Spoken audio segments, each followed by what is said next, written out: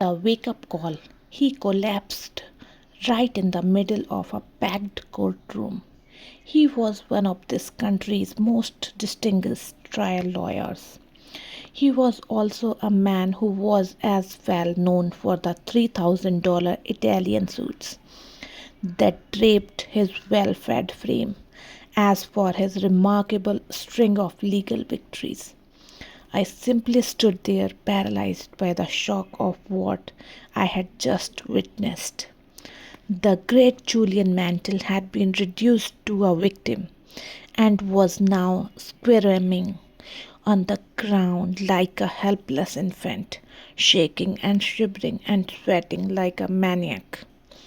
Everything seemed to move in a slow motion from that point on. My God, Julian's in trouble? His paralegal screamed, emotionally offering as a blinding glimpse of the obvious. The judge looked panic stricken and quickly muttered something into the private phone she had installed in the event of an emergency.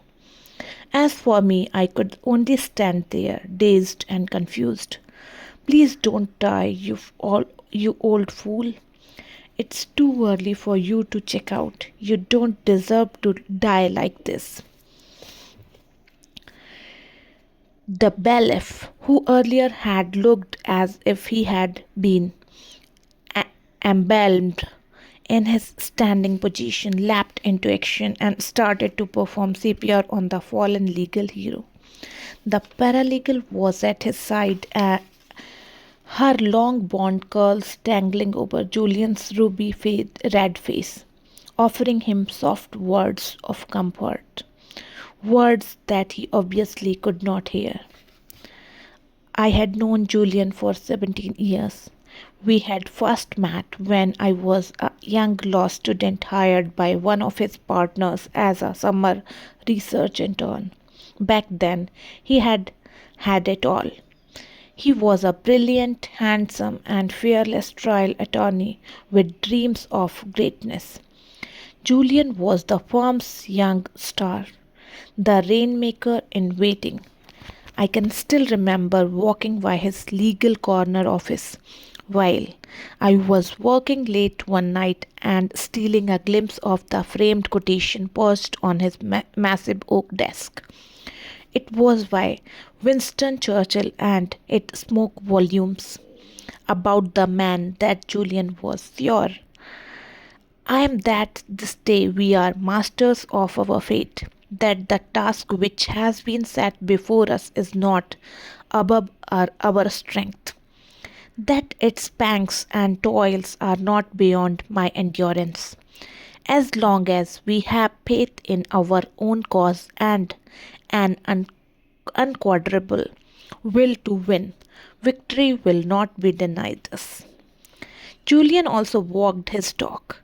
He was tough, hard driving, and willing to work 18-hour days for the success he believed was his destiny.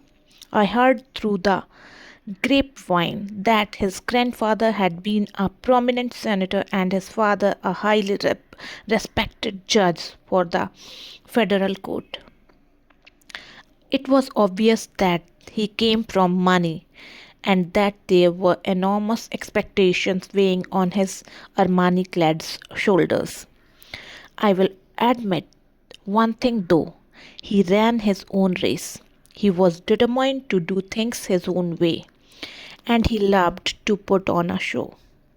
Julian's outrageous courtroom theatrics regularly made the front pages of the newspaper. The rich and famous flocked to his side whenever they needed a superb legal tactician with an aggressive edge. His extracurricular activities were probably as well known. Late nights visit to the city's finest restaurants with sexy young fashion models or reckless drinking escapades with the rowdy band of brokers he called his demolition team became the stuff of legend at the firm. I still can't figure out why he picked me to work with him on that sensational murder case. He was to argue that first summer. Though I had graduated from Harvard Law School, his alma mater, I certainly wasn't the brightest intern at the firm. And my family pedigree reflected no blue blood. My father spent his whole life as a security guard with a local bank after a stint in the Marines. My mother grew up unceremoniously in the Bronx. Yet he did pick me over all the others who had been quietly lobbying him for the privilege of being his legal gopher on what became known as the mother of all murder trials. He said he liked my hunger. We won, of course, and the business executive who had been charged with brutally killing his wife as now a free man, or as free as his cluttered consciences would let him be. My own education that summer was a rich one. It was far more than a lesson on how to raise a reasonable doubt where none existed. Any lawyer worth his salt could do that. This was a lesson in the psychology of winning and a rare opportunity to watch a master in action. I soaked it up like a sponge. At Julian's invitation, I stayed on at the farm as an associate, and a lasting friendship quickly developed between us. I will admit that he wasn't the easiest lawyer to work with. Serving as his junior was often an exercise in frustration, leading to more than a late night shouting matches.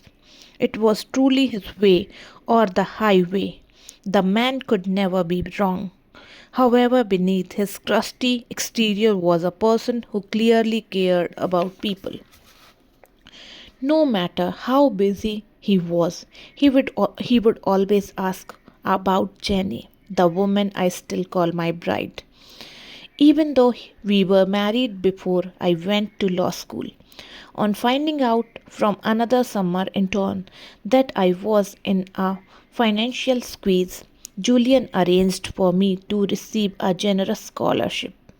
Sure, he could play hardball with the best of them, and sure, he loved to have a wild team, but he never neglected his friends. The real problem was that Julian was obsessed with work. For the first few years, he justified his long hours by saying that he was doing it for the good of the farm and that he planned to take a month off and go to Cayman's next writer for sure. As time passed, however, Julian's reputation for brilliance spread and his workload continued to increase. The cases just kept on getting bigger and better, and Julian never wanted to back down from a good challenge, continued to push himself harder and harder. In his rare moments of quiet, he confided that he could no longer sleep for more than a couple of hours without waking up feeling guilty that he was not working on a file. It soon became clear to me that he was being consumed by the hunger for more prestige, more glory, and more money. As expected, Julian became enormously successful. He achieved everything most people could ever want: a stellar professional reputation with an income in seven figures, a spectacular mansion in a neighborhood favored by celebrities, a private jet, a summer home on a tropical island, and his prized possession, a shiny red Ferrari parked in the center of his driveway.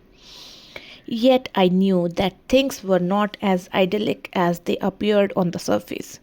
I observed the signs of impending doom not because I was so much more perceptive than the others at the firm, but simply because I spent the most time with the man. We were always together because we were always at work. Things never seemed to slow down. There was always another blockbuster case on the horizon that was bigger than the last. No amount of preparation was ever enough for Julian. What would happen if the judge brought up this question or that question, God forbid? What would happen if our research was less than perfect? What would happen if he was surprised in the middle of a packed courtroom looking like a deer caught in the glare of an intruding pair of headlights? So we pushed ourselves to the limit, and I got sucked into his little work centered world as well. There we were, two slaves to the clock, toiling away on the 64th floor of some steel and glass monolith, while most sane people were at home with their families, thinking we had the world by the tail, blinded by an illusory version of success. The more time I spent with Julian, the more I could see that he was driving himself deeper into the ground. It was as if he had some kind of a death wish. Nothing ever satisfied him. Eventually, his marriage failed. He no longer spoke with his father, and though he had every material possession anyone could want, he still had not found whatever it was that he was looking for. It showed emotionally, physically, and spiritually. Of 53 years of age, Julian looked as if he was in his late 70s. His face was a mass of wrinkles, a less than glorious tribute to his take no prisoners approach to life in general, and the tremendous stress of his out of balance lifestyle in particular. The late night dinners in expensive French restaurants, smoking thick Cuban cigars and drinking cognac after cognac, and had left him embarrassingly overweight. He constantly complained that he was sick and tired of being sick and tired. He had lost his sense of humor and never seemed to laugh anymore. Julian's once enthusiastic nature had been replaced by a deathly somberness. Personally, I think that his life had lost all purpose. Perhaps the saddest thing was that he had also lost his focus in the courtroom, where he would once dazzle all those present with an eloquent and airtight closing argument. He now droned on for hours, rambling about obscure cases that had little or no bearing on the matter before the court, where once he would react gracefully to the objections of opposing counsel, he now displayed a biting sarcasm that severely tested the patience of judges who had earlier viewed him as a legal genius. Simply put, Julian's spark of life had begun to flicker. It wasn't just the strain of his frenetic pace that was marking him for an early grave. I sensed it went far deeper. It seemed to be a spiritual thing. Almost every day he would tell me that he felt no passion for what he was doing and was enveloped by emptiness. Julian said that as a young lawyer he really loved the law, even though he was initially pushed into it by the social agenda of his family. The law's complexities and intellectual challenges had kept him spellbound and full of energy. Its power to effect social change had inspired and motivated him. Back then, he was more than just some rich kid from Connecticut. He really saw himself as a force for good, an instrument for social improvement. He could use his obvious gifts to help others. That vision gave him life meaning. It gave him a purpose and fueled his hopes. There was even more to Julian's undoing than a rusty connection to what he did for a living. He had suffered some great tragedy before I had joined the firm. Something truly unspeakable had happened to him, according to one of the senior partners, but I couldn't get anyone to open up about it, even old man Harding, the notoriously loose lipped managing partner who spent more time in the bar of a Ritz Carlton than in his embarrassingly large office, said that he was sworn to secrecy. Whatever this deep dark secret was, I had a suspicion that it in some way was contributing to Julian's downward spiral.